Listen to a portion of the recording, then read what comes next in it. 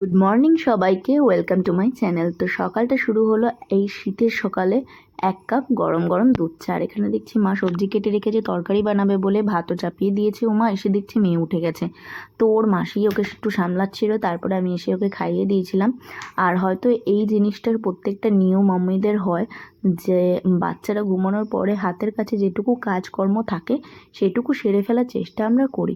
তো এখানে আমার ওটসটার কোটোটা খালি হয়ে গেছিলো, তো তাই আমি আবার একটা রিফিল করে নিচ্ছি।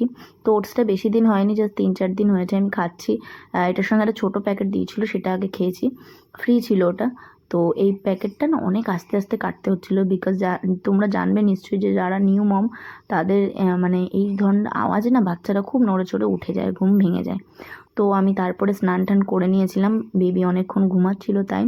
মেয়ের জিনিস করা সমস্ত কিছু আমি বাইরে থেকে নিয়ে চলে এসেছিলাম, যেগুলো শুকিয়ে গেছিলো। আর মিশো থেকে না অনেকগুলো জিনিসই আমি অর্ডার করেছিলাম, তো তার মধ্যে থেকে এইটা হচ্ছে একটা জিনিস, এই লাঙ্গটিগুলো।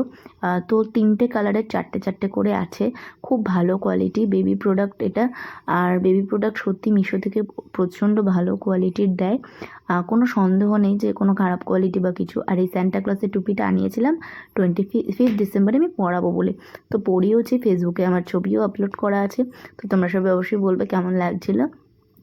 আর এই সেটটাও তো মিশো থেকেই আনা হয়েছে, প্রচণ্ড ওয়ার্ম, আমি এখনও পরাচ্ছি।